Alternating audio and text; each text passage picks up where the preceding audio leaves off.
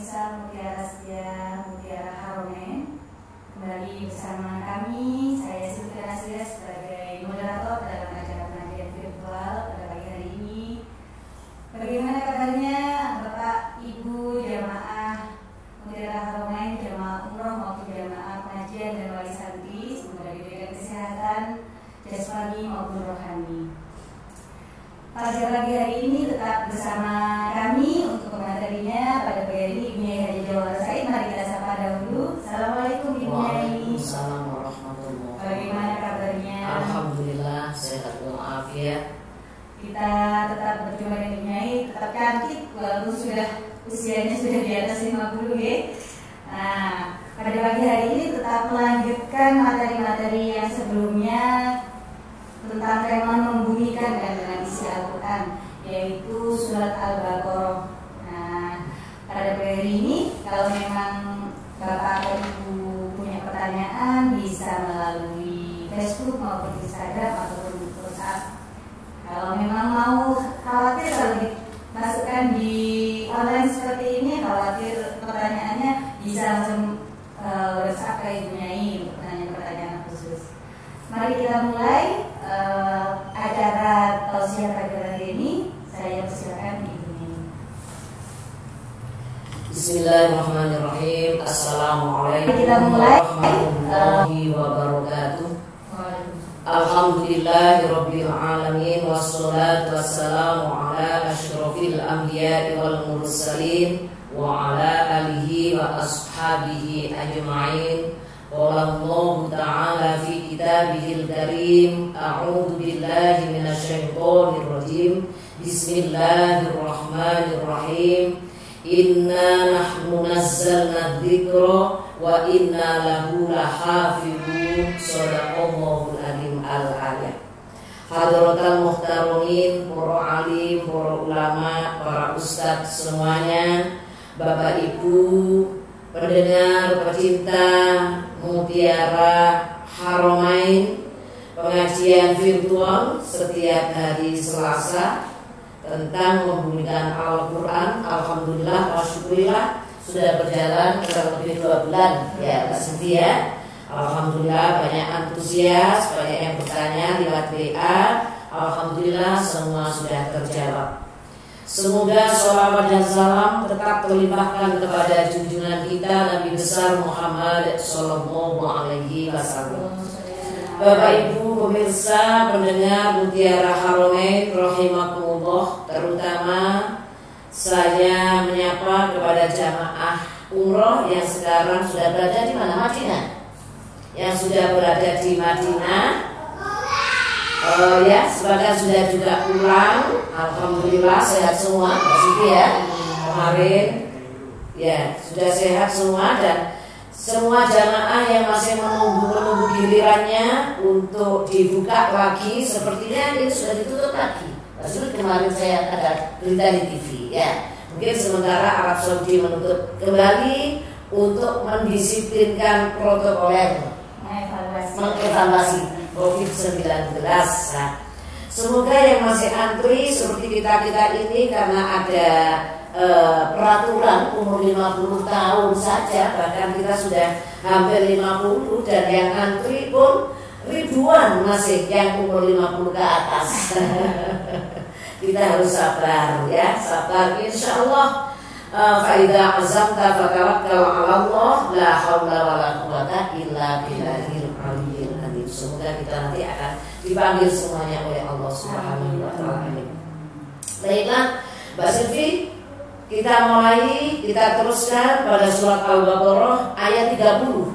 Ayat 30 ya. Yang menerangkan tentang dialog Allah dengan para malaikat, dan Allah akan menciptakan khalifahnya, wakilnya di bumi. Monggo disimak semuanya surat Al-Baqarah ayat 30. A'udzu billahi minasy syaithanir rajim. Bismillahirrahmanirrahim. Wa in qala rabbuka lil malaikati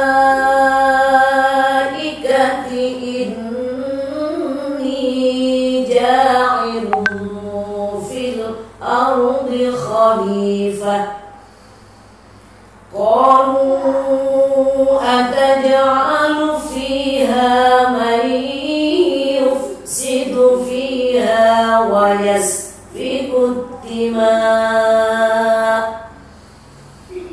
ونحن نسبح بحمدك ونقدس لك قال إني أعلم ما لا تعلمون وعلم آدم الأسماء كلها ثم عرضهم على الملائكة فقال أنبئوني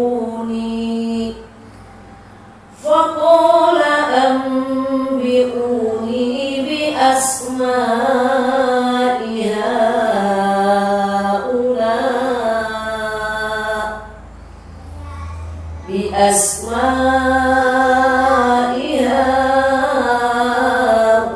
هؤلاء إن كنتم صادقين. Kita baca 2 ayat karena ini panjang ya.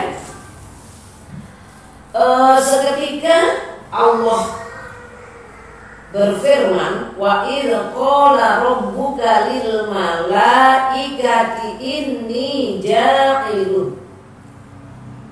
Dan ingatlah hai Muhammad. Jadi ya, malaikat Jibril menyampaikan kepada Nabi Muhammad sallallahu alaihi wasallam, memberikan kabar ya. Dan ingatlah wahai Muhammad, ketika Tuhanmu berfirman, ketika Allah berfirman kepada para malaikat. Jadi Allah ini berdialog, memberikan kabar ya, kepada para malaikat. Ya, kepada para malaikat. Nah, kabar ini disampaikan oleh malaikat Jibril kepada Nabi Muhammad SAW. Allah berfirman, inni ja'ilun fil ardi khalifah.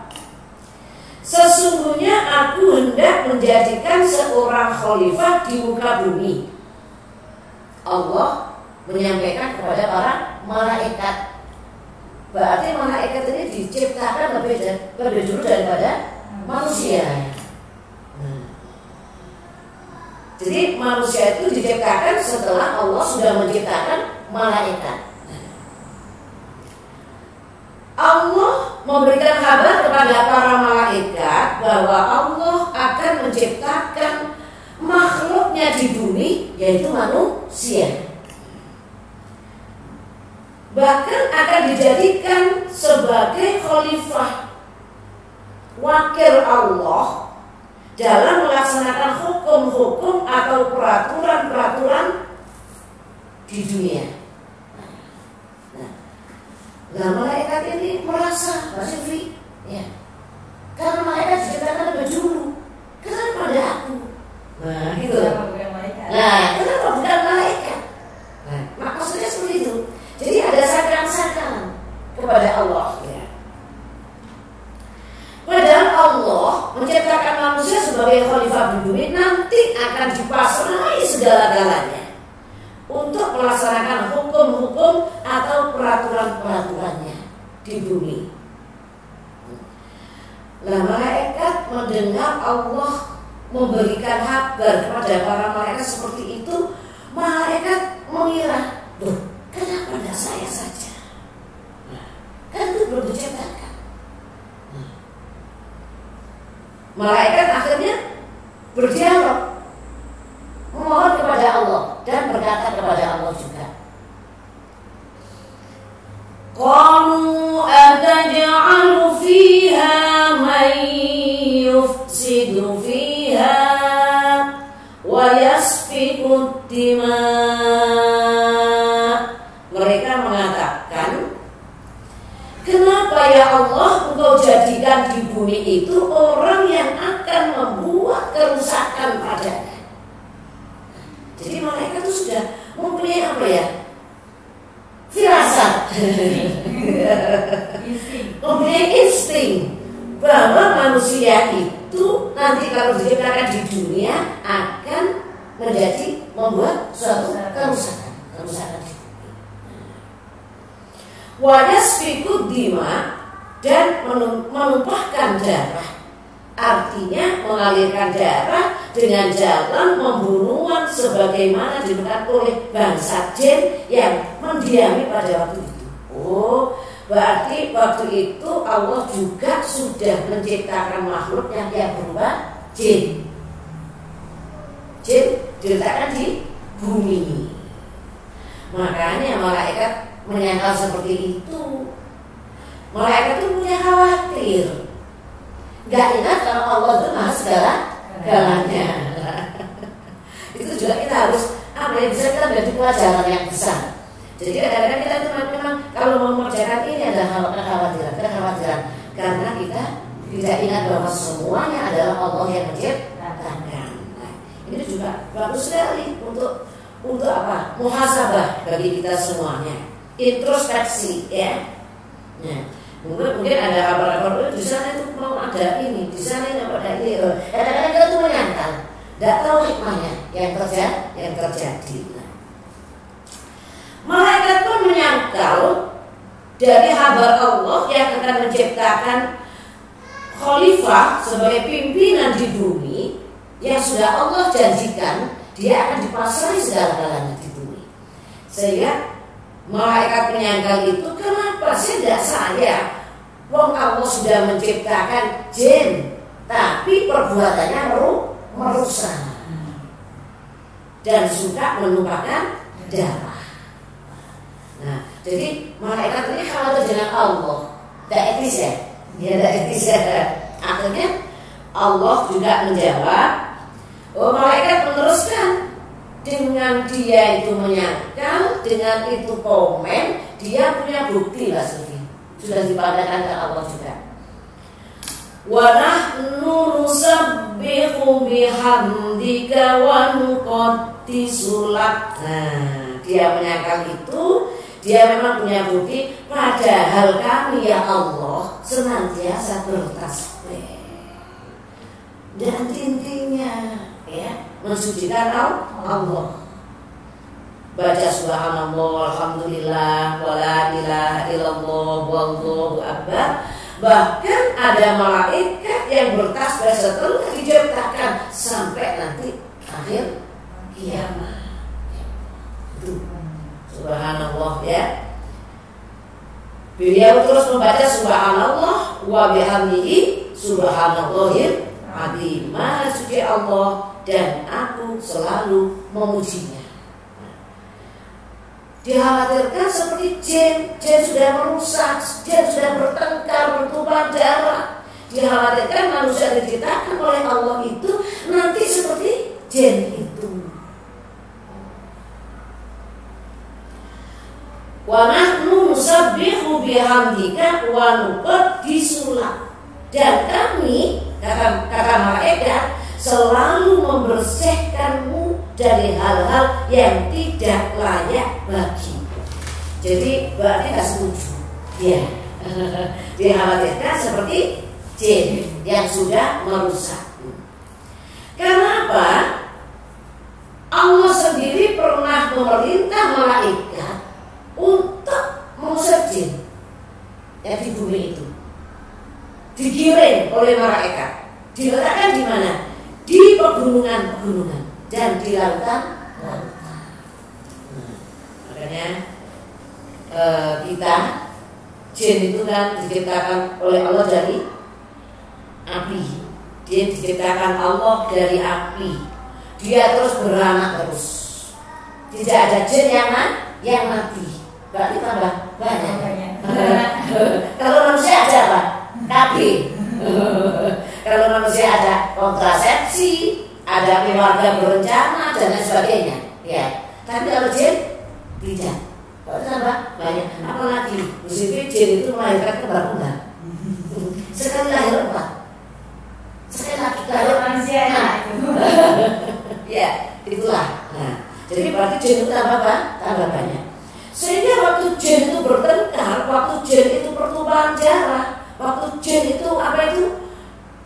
bertengkar di bumi, merusak di bumi, maka Allah pernah memerintahkan malaikat supaya menggiring jin itu ke pegunungan. Jadi di pegunungan secara otomatis banyak jin. Di mana-mana, ya di mana-mana. Nah, itulah ya. Jadi malaikat menyangkal seperti itu kepada Allah, biar Allah tidak jadi menciptakan manusia sebagai khalifah. Para pemirsa rahimakumullah. Nah, dialog Allah dengan malaikat luar biasa. Akhirnya Allah meneruskan firman-Nya kepada malaikat, qala inni a'lamu ma la ta'lamun. Wahai malaikat, sesungguhnya aku mengetahui apa yang tidak kamu ketahui tentang maslahat dan kepentingan mengenai pengangkatan Adam, dan bahwa di antara anak cucunya ada yang taat, ada yang juga durhaka. Berarti setara ya. Jadi hingga terbukti dan tamatlah keadilan di antara mereka. Nah, itu saja masih disangka lagi oleh malaikat. Sudah dibilangi, malaikat, kamu tidak akan mengetahui apa yang aku ketahui, dan semuanya yang saya ciptakan itu mesti ada masalahnya, mesti ada hikmahnya. Tapi malaikat lagi menyangka lagi, wahai Allah, tidak pernah Engkau menciptakan makhluk yang lebih mulia dan lebih tahu daripada kami, karena kami Engkau ciptakan lebih dahulu dan melihat apa yang tidak dilihatnya. Malaikat seperti itu. Dikhawatirkan manusia itu seperti jin. Karena apa? Malaikat itu la ya'sunallaha ma amarahum wa yaf'aluna ma yu'marun. Malaikat itu apabila diperintah senantiasa taat dan tidak pernah durhaka. Jadi menganggap dirinya, kenapa tidak saya saja? Nah, karena saya pun diciptakan, kata malaikat, lebih dulu. Belum ada berarti jin dan manusia, jin dan malaikat dulu mana? Malaikat. Dulu malaikat. Nah, dia tidak mengetahui, kan gitu ya? Dia tidak mengetahui dan dia sudah bertumpah darah. Nah, jadi masih dulu malah malaikat, sehingga para malaikat menyangkal ya, tidak pernah Allah menciptakan makhluk yang terbaik, katanya ya. Saya tidak pernah durhaka, saya tidak pernah maksiat, saya tidak melanggar peraturan. Amalan saya, pekerjaan saya setiap saat warsabbihu bihamdi. Jadi selalu bertasbih, selalu mensucikan Allah. Nah, tapi Allah berfirman, oh ini a'lamu ma la ta'lamun. Ya. Allah mengatakan, sesungguhnya saya lebih mengetahui dari apa yang engkau tidak mengetahui. Lalu Allah mengambilnya ya segenggam tanah.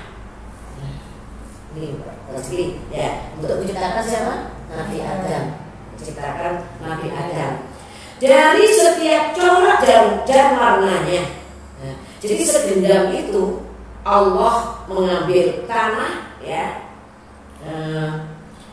dari setiap corak ya, dari lapisan bumi berwarna-warna corak. Berarti tanah itu warnanya banyak. Ada yang merah, lapis ya, ini dari lapisan bumi memang. Ada tanah yang hitam, ya, ada tanah yang pasir itu putih, Seperti lantai. ya, seperti lantai putih. Ada tanah yang murah sekali memang di mana ya? Ada di tanah merah itu ya. Sampai di daerah tanah merah. Ya, tanah merah ada di Bangkalan, ada di Gresik. Kalau kita lewat kalau di Sindawal ya, ada di tanah merah. Seperti Boto ya, Boto yang Tanah putih. tanah putih ada juga. Kapur. Nah, itu akan mempengaruhi maksudnya. Yang tanah itu putih, jadi orang putih sekali. Orang mana putih sekali? Orang-orang Amerika. Iya. luar negeri. Luar negeri ya, nah itu. Memang ada. Yang merah juga ada. Kalau dari Jawa ke Belanda ya, Belanda sampai merah sekali, merah sekali.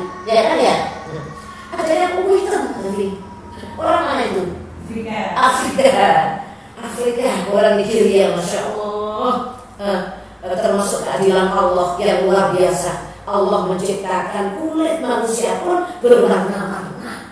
Karena apa? Memang waktu itu diambilkan dari lapisan bumi yang berwarna-warna.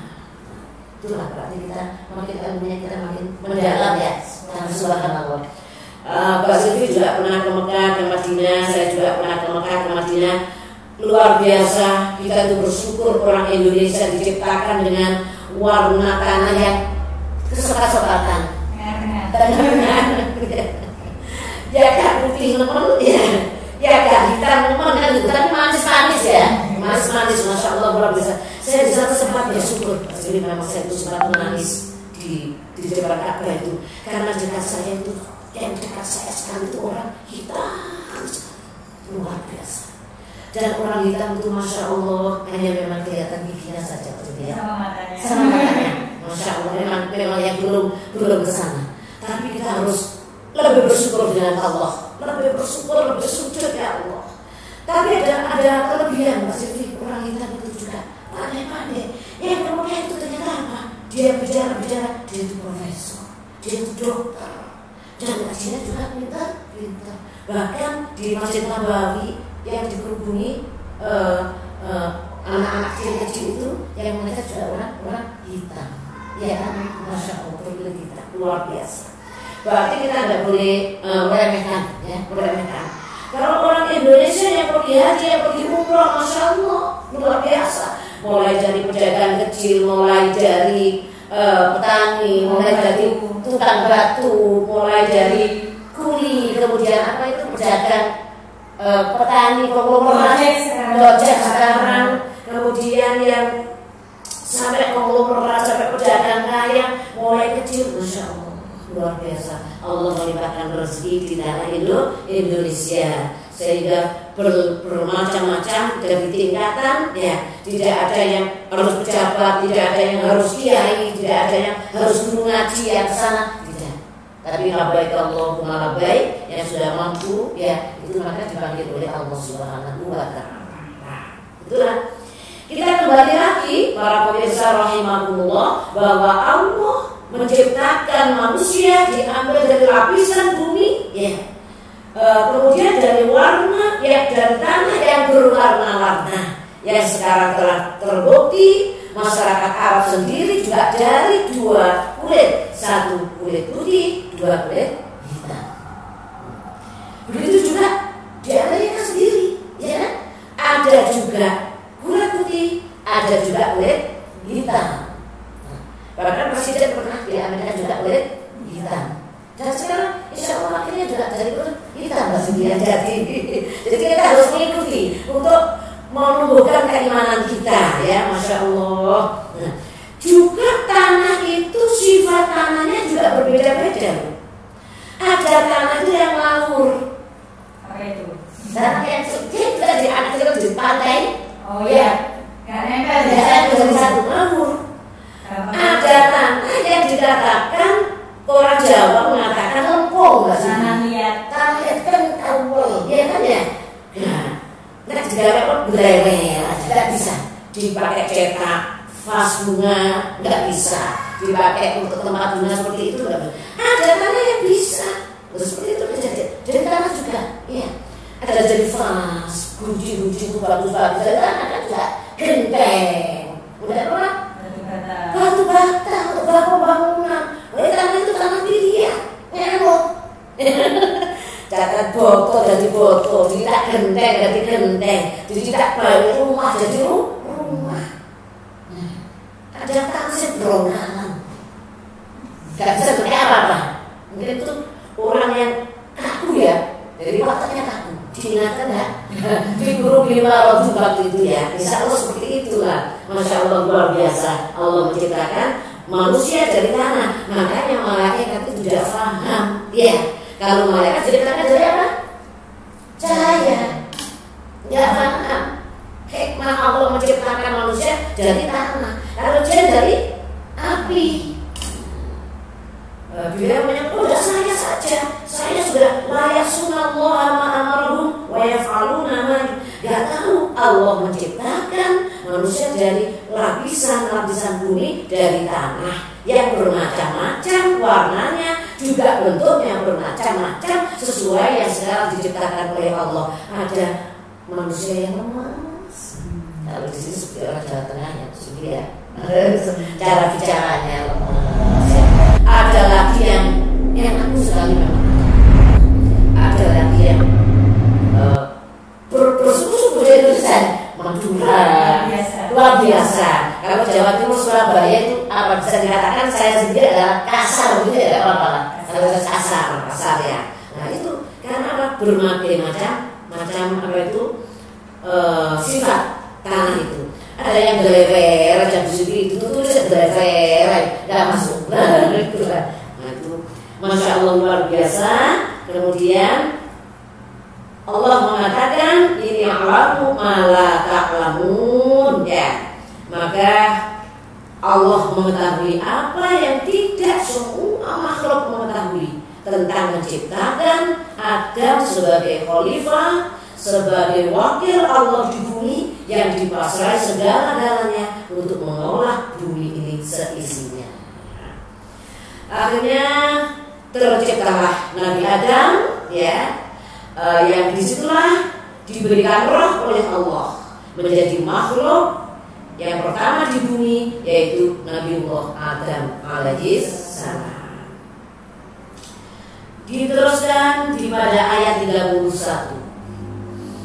Wa 'allama Adam al-asma'a kullaha thumma 'aradahum 'ala al-malaikah faqala anbi'uni bi asma'i ha'ula'i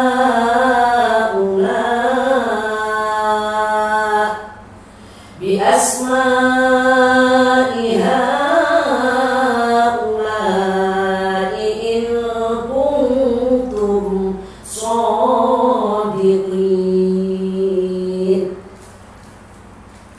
Wa 'allama Adamal asma'a, dan diajarkannya kepada Adam nama-nama, maksudnya nama-nama benda kullaha, kesemuanya. Nah ini Allah mulai menampakkan kepada malaikat bukti. Allah memberikan ilmu pengetahuan yang dimasukkan dalam lubuk Nabi Adam alaihissalam. Di antaranya apa? Nama-nama semua benda yang diciptakan oleh Allah, kullah, semuanya, mulai yang besar sampai yang kecil. Satu persatu dimasukkan ilmu tentang kepada Nabi Adam pada lubuknya, termasuk ini batu, ini gunung, ini air, ini hawa, ini angin, sampai yang tampak, sampai yang tidak tampak. Luar biasa, Masya Allah. Nah, karena manusia diberi akal, satu kecerdasan, maka apa yang diberikan Allah ilmu pengetahuan berupa nama-nama itu semuanya dirusak oleh Nabi Adam alaihissalam, oleh manusia. Yang tidak bisa dirusak oleh malaikat. Masya Allah. Para pemirsa rahimakumullah, sampai-sampai pada pinggan kecil, apa pinggan kecil itu ya? Atau penyau air itu diberikan nama-nama itu. Ya. Jadi yang kecil-kecil yang kemarin saya terangkan, mulai lalat, nyamuk, semut, semuanya diberikan, dan itu menguasai. Malaikat menguasai. Manusia adalah cerdas, menguasai gunung, air, pohon-pohonan, tumbuh-tumbuhan, burung, sampai macamnya burung. Berapa ribu macamnya? Ada burung merpati, ada burung berkutur, ada burung kakak tua, ada burung hantu, ada burung merpati, kemudian ada burung banyak sekali. Nah, kalau kita mau membuktikan ke Taman Safari atau apa itu di Surabaya, lalu memang kita untuk tadabbur alamnya seperti itu, untuk menambah suatu keimanan. Belum itu loh yang memberikan nama-nama siapa? Allah. Pertama diberikan kepada siapa? Nabi Adam, yaitu manusia. berarti keturunan Nabi Adam masuk kita, Mbak Sylvie, anak-anak keturunan semua harus cerdas dulu Nabi Adam alaihissalam. Semua nama-nama itu diberikan kepada Nabi Adam pula, semuanya sampai pada pinggan yang kecil atau penyauk air dan lain-lain dengan cara memasukkan ke dalam kalbunya. Tentang pengetahuan itu dan benda-benda summa arodohu, kemudian dikemukakannya mereka. Maksudnya benda-benda tadi yang ternyata bukan saja benda-benda mati, tetapi juga benda-benda atau makhluk-makhluk yang hidup. Luar biasa. Di situ apa? Pohon-pohonan saja sudah, masya Allah, luar biasa, bermacam-macam. Bunga-bunga pun bermacam-macam. Bahkan sekarang ada bunga-bunga yang dijual di internet kan itu, ada yang 1 juta, ada yang 2 juta, itu rezeki dari Allah. Nggak tahu dulu tuh keleleran di kita lihat di sama-sama kita tuh keleleran. Juga seperti tumbuh-tumbuhan yang bermanfaat untuk obat, yang sekarang menjadi obat apa? Obat herbal itu ya, yang luar biasa. Nah,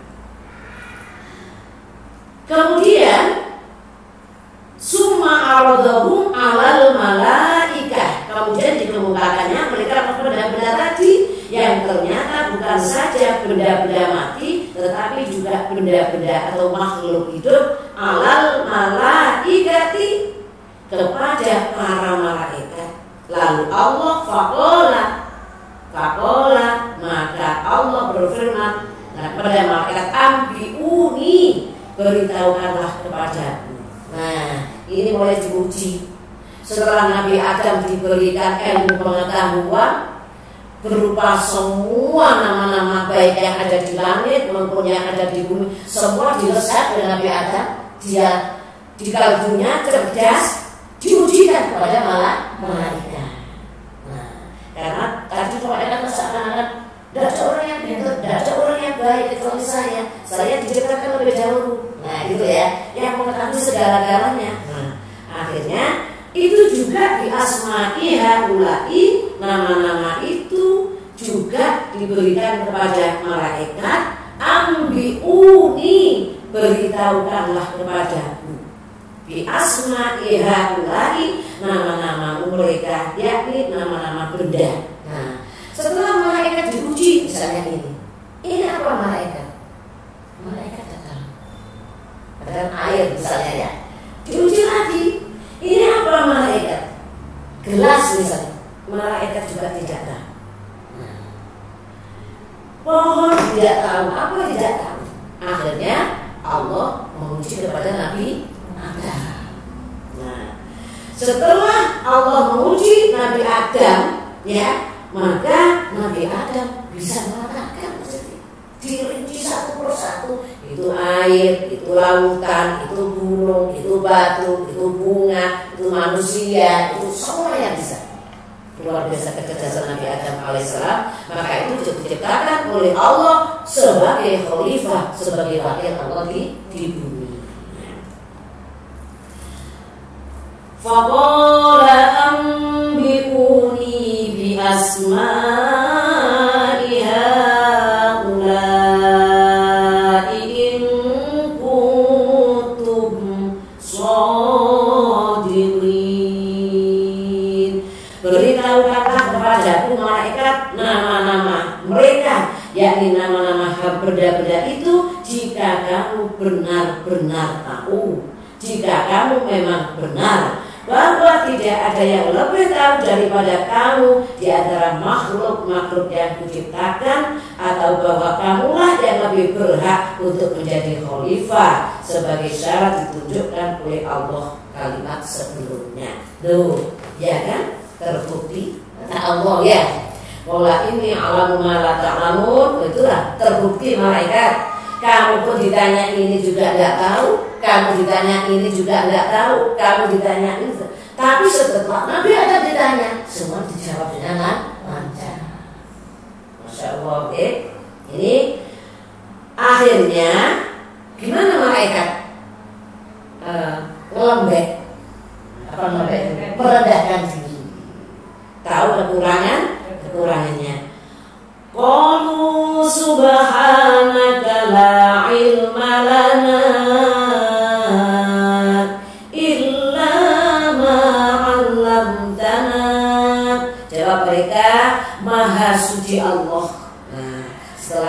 sudah tidak bisa ditanya, tidak sepatutnya kami akan menyangga kehendak dan rencanamu.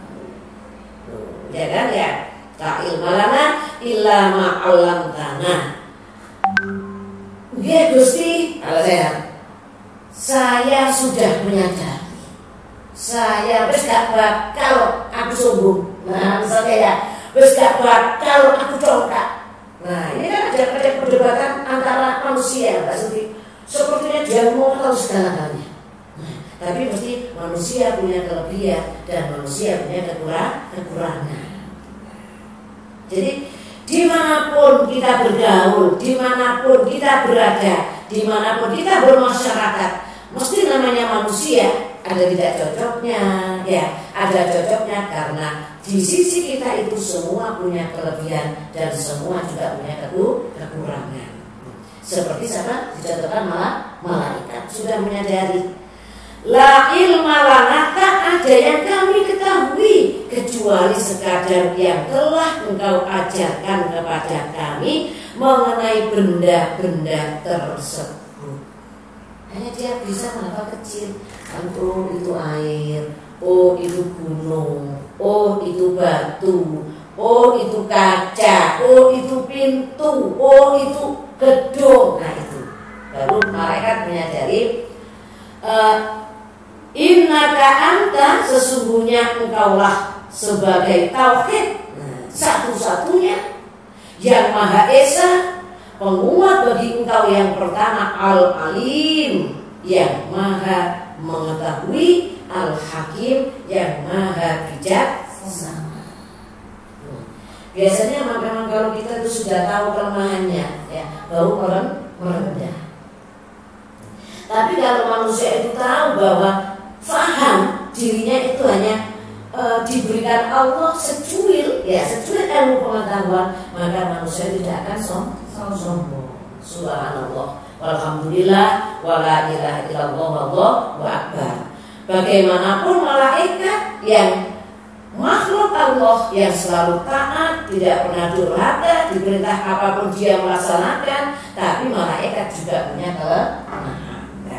Berarti bandingannya mulia mana? Enggak sih malaikat dengan manusia? Mulia manusia. Mulia karena manusia diangkat Allah untuk sebagai wakil Allah di bumi. Dan malaikat sudah mengakui, innaka antal alimul hakim, engkaulah ya Allah yang maha mengetahui dan maha bijaksana. Kita teruskan pada ayat ke-33. Qala ya Adam anbi'hum bi asma'ihim falamma anba'ahum bi asma'ihim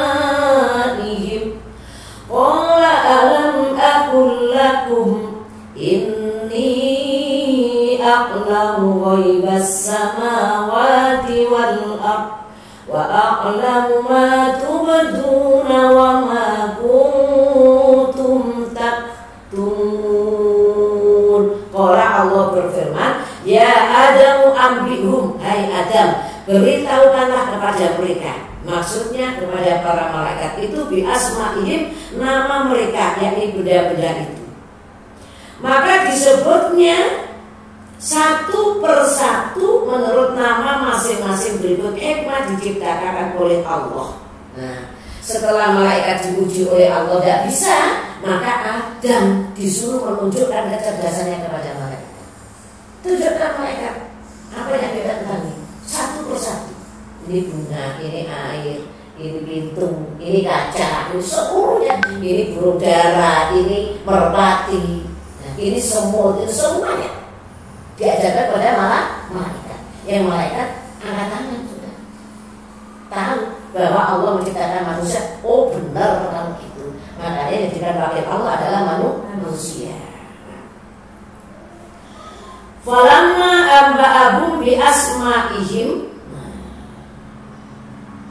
maka setelah diberitahukannya kepada mereka nama benda-benda itu, qala Allah berfirman, Alam aqul lakum inni a'lamu ghaibah, kepada mereka guna memojokkan mereka. Maksudnya di perbandingan. Oh, itu manusia diajarkan saat bisa. Tapi setelah malaikat tidak bisa. Nah, itu manusia mengajari malaikat. Ya. Alam aqul lakum inni a'lamu ghaibah. Maka setelah diberitahukannya kepada mereka nama benda-benda itu, Allah berfirman kepada mereka membuka satu perbandingan. Bukankah sudah kukatakan kepada kalian, wahai malaikat, bahwa aku mengetahui rahasia langit dan apa yang saya ketahui semuanya ada hikmahnya. Nah, ketika dia menyangkal, kenapa tidak saya saja? Nah, Alam ghaibas samawati, bukankah sudah kukatakan kepada kalian malaikat bahwa aku mengetahui rahasia langit dan bumi? Maksudnya mengenai barang yang tersembunyi pada keduanya. Jadi banyak rahasia-rahasia tersembunyi, apa yang ada di bumi dan apa yang ada di langit. Dan rahasia itu semuanya Allah mengetahui karena Allah yang menciptakan. Oleh karena itu sebagai manusia yang sudah dipilih oleh Allah, maka harus apa? Kreatif. Karena bumi ini banyak rahasia yang membuat rezeki manusia. Bahkan langit juga banyak rahasia yang juga membawa rezeki kepada manusia. Wa a'lamu ma tubduna, dan mengetahui apa yang kamu lahirkan, yaitu ucapan yang kamu keluarkan, mengapa hendak engkau jadikan, dan seterusnya. Wa ma kuntum taktumun, dan apa yang kamu sembunyikan, yaitu ucapan yang kamu sembunyikan, seperti Allah tidak pernah menciptakan makhluk yang lebih mulia dan lebih pandai daripada kami. Nah, manusia malaikat waktu menyangkal Allah itu dalam hati, dalam jiwanya malaikat bahwa ya Allah, engkau tidak pernah menciptakan makhluk yang seperti kami. Lah, masih berbangga seperti itu. Nah, itu pun Allah mengetahui. Ya, rahasia malaikat seperti itu. Allah juga mengetahui. Setelah apa? Setelah manusia mengajarkan nama-nama kepada para malaikat. Tinggal satu ayat. Akhirnya apa? Karena malaikat sudah merendah, karena malaikat sudah kalah, ya sepertinya dengan kecanggihan manusia, kecerdasan manusia yang bisa mengajarkan nama-nama kepada para malaikat. Di dalam ayat 34 dijelaskan wa idh qulna lil malaikati isjudu li adama fasajadu illa iblis aba wastakbara wa kana minal kafirin. Wa idh qulna lil malaikati isjudu li Adam. Nah, akhirnya Allah memerintahkan kepada malaikat dan semua jin yang lebih dulu diciptakan oleh Allah. Dan ingatlah ketika kami berfirman kepada para malaikat, usjudu li Adam, sujudlah kalian kepada Adam. Maksudnya sebagai penghormatan dengan cara membungkukkan badan. Karena begini penghormatan pada pejabat, dan kita masih membungkukkan badan. Jadi perintah Allah kepada malaikat dan jin itu tidak sujud seperti malaikat sujud kepada Allah, seperti manusia sujud kepada Allah, tapi diberi sujud penghormatan dengan membungkukkan badan. Luar biasa. Sekarang kalau kita bertemu bahkan COVID ini, ya, maka harus hanya membuka badan saja, berarti kan sudah hormat gitu. Nah, itu malaikat justru seperti itu, karena levelnya, keahliannya lebih tinggi manusia daripada malaikat. Tapi sujudnya tidak seperti sujud makhluk kepada Al-Khaliq, tidak seperti sujud malaikat kepada Allah, sujud makhluk-makhluk lain kepada Allah. Hanya gimana sujudnya? Penghormatan dengan membungkukkan badan. Fasajadu, karena perintah itu hanya penghormatan, membungkukkan badan, maka semua malaikat semua apa? Membutuhkan badan kepada manusia, kepada Adam. Tapi ada illa iblis. Nah, ada siapa? Ada iblis, masya Allah. Berarti dulu tuh iblis itu sudah laknatullah, sudah durhaka, sudah tidak taat kepada perintah Allah. Illa iblis, maka mereka pun sujud kecuali iblis, yakni nenek moyang bangsa jin yang ada di antara para malaikat. Yang kemarin itu digiring malaikat mana? Ke pegunungan dan lautan. Nah, itu sudah congkak semuanya, yang iblis itu. Nah, jadi bangsa nenek moyangnya itu adalah iblis dari bangsa jin, ya. Abah, dia menyangkal. Nah, iblis menyangkal. Walaupun mereka sudah tunduk semua, bertemu Nabi Adam sudah tunduk, membungkukkan badan, tapi iblis tidak mau, ya, enggan, tak mau sujud. Wastakbar. Nah, iblis sekarang membanggakan diri. Jadi malaikat setelah dituturi gitu ya, sudah saya tahu dia sudah lembek, dia taat. Tapi iblis tidak mau, disuruh bobok doa tidak mau. Wastakbar, dia kenapa saya harus sujud dengan manusia? Saya lebih besar, saya lebih dulu diciptakan Allah. Saya lebih mengetahui lebih dulu, ya, tentang apa yang diciptakan Allah. Baru Adam. Kenapa saya disampai untuk sujud hormat kepada manusia? Wa kana minal kafirin, sehingga dinas oleh Allah iblis termasuk golongan orang-orang kafir. Innalladzina kafaru wa kadzabu bi ayatina ulaika ashabuna hum fiha khalidun. Jadi padha karo wong kafir sama dengan wong kafir, dia itu laknatullah, dia itu tidak pernah taat kepada Allah, iblis itu. Jadi mendustakan ayat-ayat Allah, ya, kenyataan-kenyataan yang di dunia dan langit, apa yang ada di langit, ada yang di bumi. Wa kana minal kafirin, sehingga iblis laknatullah naru jahannam fi nari jahannam khalidina fiha abada, selama-lamanya iblis nanti ditempatkan di neraka jahannam.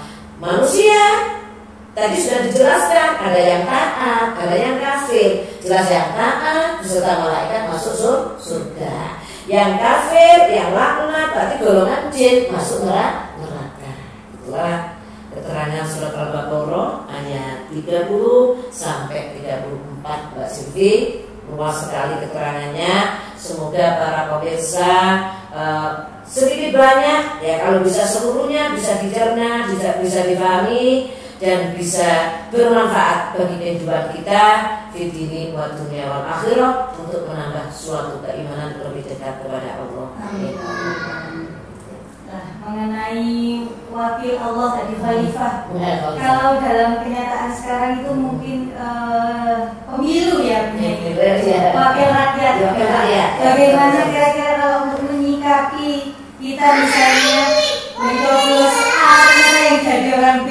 Nah, ini bagaimana cara menyikapinya ini? Yang menang ini kok tidak sesuai dengan pilihan saya. Nah, bagaimana cara menyikapinya ini? Nah, tidak sesuai dengan keinginan, tapi Allah kenapa sudah menunjuk orang itu yang menjadi wakil rakyat ini, seperti apa? Nah, begini Pak Sebi, tadi sudah kita bilang apa itu namanya, ada keimanan khusus, ya.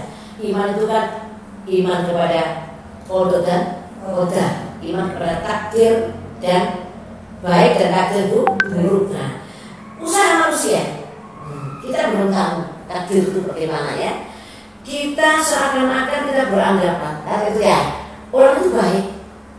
Kita beranggapan orang itu baik. Nah, ternyata kita pilih, tapi menurut Allah kurang baik. Menurut Allah kurang baik. Nah, maka dari itu ada takdir. Mungkin orang itu juga yang terpilih ini juga sudah berusaha juga. Jadi namanya orang pilihan itu kan namanya apa ya? Namanya orang kan semuanya ingin menang, ya, seperti pilkada ada 3 calon dan lain sebagainya. Berlomba-lomba untuk menggait agar dia dipilih. Nah, sepertinya kita pilih itu adalah orang yang baik, orang yang menang. Nah, tapi Allah lebih tahu rahasia dari qada dan qadar.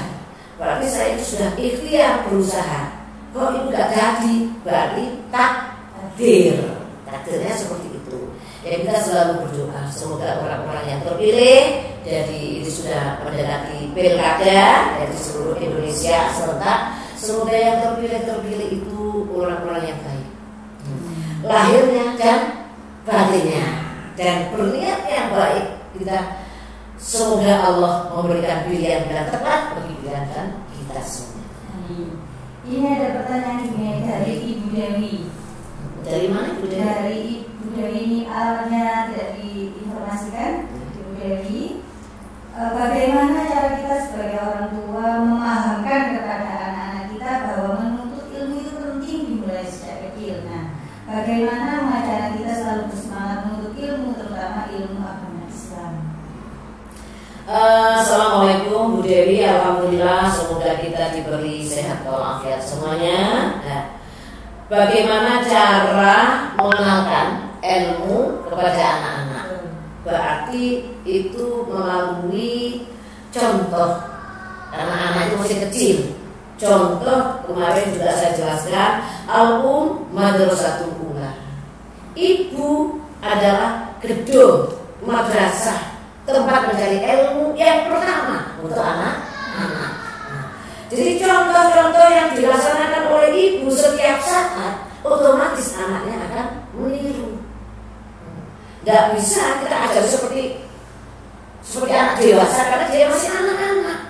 Misalnya Mbak Silvi, ada waktu subuh atau sebelum subuh, seorang ibu sudah bangun untuk sholat tahajud, bangun kemudian ke toilet, membersihkan diri, berwudu, sholat tahajud. Anak kecil yang tidur tadi kita katakan di samping kita. Alhamdulillah maksudnya, ya saya dulu seperti itu. Jadi saya sudah membersihkan diri, anak-anak kita saya letakkan di sisi kita sholat. Ya kadang nangis, orang sudah berulang. Tapi akhir-akhirnya setiap saya itu mau bangun, setiap saya itu mau berwudu di malam hari, anak itu sudah ikut bangun. Dan anak itu juga ada nangis. Faham kalau ibunya mau melaksanakan sholat tahajud. Itu contohnya. Kemudian anak kalau laki-laki, mulai kecil diajak ke masjid, sholat berjamaah, dia mendengarkan adzan. Oh, berarti orang tua saya kalau maghrib, kalau isya, kalau asar mengajak kita ke masjid untuk sholat berjamaah. Seketika orang tuanya pergi, misalnya dia tidak ada jasa, dia otomatis isya, maghrib ke masjid karena sudah dilatih mulai kecil. Bahkan di dalam kandungan, kemarin sudah saya jelaskan, mendidik Al-Quran di dalam kandungan dan sholawat dan lain sebagainya. Anak di kandungan ketika sudah ada rohnya, maka ibu-ibunya sering membaca Al-Quran, surat Yusuf atau surat Maryam. Itu cara mendidik kita. Kemudian cara kita bersedekah biar kita tidak dijadikan pelit. Kalau ulang tahun kita undang teman-temannya, kita ajak untuk bersama-sama mendoakan dengan bacaan jajan pasar misalnya, biar dia dilatih. Oh, ini saudara. Itulah itu cara-cara dengan praktek ya, dengan uswah, dengan percontohan. Kemudian ini ada pertanyaan lagi dari Bapak Farhan. Assalamualaikum Ibu Nyai. Kita hidup di dunia ini berdampingan dengan makhluk gaib. Amalan apa yang sebaiknya kita amalkan setiap hari untuk menghindari gangguan dari jin dan syaitan? Terima kasih. Pak Farhan, assalamualaikum. Terima kasih. Alhamdulillah sehat walafiat. Semoga mengikuti terus kajian membunyikan Al-Quran ini karena kita kaji secara urut ya. Alhamdulillah. Nah, begini Pak Farhan, Allah menciptakan jin, Allah menciptakan setan, Allah menciptakan manusia, Allah menciptakan makhluk berdampingan. Bahkan malaikat berdampingan dengan kita, ya. Ada malaikat raqib, ada malaikat atid. Nah, yang makhluk halus memang suka menggoda manusia, Seperti ini aja banyak yang digoda juga. Ya, kadang ngantuk. Ya, itu kan budaya. Nah, itu bagaimana cara menghilangkan? Jangankan kita waktu ngaji, waktu sholat pun kadang-kadang kita berduda. Maka dari itu untuk menghilangkan sering-seringlah kita membaca kalau mau sholat a'udzu birabbil falaq min syarri ma khalaq wa min syarri ghasiqin idza waqab wa min syarri nafasati fil 'uqad wa min syarri hasidin idza hasad. Dan surat An-Nas ya, qul a'udzu birabbin nas, malikin nas, ilahin nas, min syarril waswasil khannas alladzi yuwaswisu fi sudurin nas, yang telah menggoda di dalam sudurin nas minal jinnati wan nas. Dan setan itu di dalam ayat terakhir Allah berfirman minal jinnati wan nas, sebagian tergolong dengan manusia yang nyata ini, sebagian tergolong dengan makhluk halus. Jadi kalau ada orang kok manusia ini budak-budak, itu ya setan. Itu firman Allah ya. Jadi tidak was-was saja, tapi ada Allah was-was, itu makhluk halus. Tapi ada memang manusia juga nyata. Oh sudah tahu orang itu sholat di telepon, akhirnya apa? HP-nya berdering, artinya ingin membuka HP dan lain sebagainya. Nah, jadi kita sering-sering membaca surat An-Nas. Baik, Ibu, terima kasih Pak Farhan dengan Ibu Dewi tadi ya. Kalau memang nanti ada pertanyaan lain bisa melalui WhatsApp atau Facebook ataupun IG kita ya. Waktunya sudah mepet ini, sudah jam 10. Nah, untuk mengakhiri pengajian virtual kali ini, saya tetap menyampaikan jangan lupa untuk minum air kita selalu menyediakan Jawhara Water. Kita sudah ada di toko Zam-Zami di Menanggal Mujari. Kalau memang mau dikirim bisa mengontak PT Anamiroh atau toko Zam-Zami, karena memang kita menyediakan gelas maupun botol untuk kesehatan, untuk pengobatan ya. Karena ini mengandung doa para jamaah banyak, para santri dan anak-anak yatim yang berdoa untuk Jawhara Water agar yang mengkonsumsi diberi kesehatan oleh Allah Subhanahu wa taala. Dan jangan lupa juga mengikuti pengajian rutin di Menanggal untuk minggu ketiga dan di Kutorejo untuk minggu keempat. Pengajian rutin pada hari Minggu. Setelah subuh sudah berbondong-bondong ya, orang muda ya. Dan untuk minggu keempat juga ada santunan anak yatim setiap bulan. Jadi untuk para jamaah, Bapak Ibu, pemirsa sekalian, kalau memang menginginkan untuk mengikuti santunan bisa titipkan kepada kami untuk ikut atau langsung juga hadir disalamkan ke anak yatimnya langsung boleh. Alhamdulillah loh Bu Sufi, itu sudah berjalan kurang lebih 10 tahun. Dulu saya memang mengawalinya sulit sekali. Sepertinya uang apa ya yang saya berikan kepada anak yatim, tapi dalam hati itu kepingin. Alhamdulillah dulu mulai 50, 60, alhamdulillah sekarang saya sudah memberikan uang saku kepada anak 100, bahkan ada 100 rupiah. Alhamdulillah. Mungkin ada Bapak Ibu yang ingin mengikuti dan tidak membawa fakir, tidak membawa tambah, membawa berkah, makin kaya. Selain itu kita juga tetap punya pondok pesantren, barangkali mau membuat anak-anak belajar ilmu agama lebih dalam bisa ke pondok pesantren kita Al-Hidayah Kutorejo. Kalau mau sekolah saja juga bisa, mulai dari grup TK, SD dan SMP kita sudah menyediakan. Untuk yang mau berangkat umroh kita ada PT Anamiroh Travelindo yang telah sudah sekian lama bertahun-tahun dipercaya untuk membantu memberikan jasa kepada panjenengan menemani ibadah dari Indonesia sampai ke tanah suci dan kembali ke Indonesia lagi. Dan jangan lupa Bu Sufi mohon doa restu semoga pembangunan pondok pesantren dan masjid Anamiroh berjalan lancar. Karena tahun depan insya Allah menerima santri mulai dari tingkat SD, SMP dan madrasah aliyah mungkin di sekitar Mojosari yang sekolah SMA negeri, sekolah MAN, akan juga bisa mondok asramanya kita sediakan di pondok pesantren Al-Hidayah untuk pelayanan tadi masjid dan pondok pesantren kami. Terima kasih atas perhatiannya para jamaah pemirsa Mutiara Haramain. Kita berjumpa kembali di minggu depan. Saya akhiri. Ihdinas siratal mustaqim. Wassalamualaikum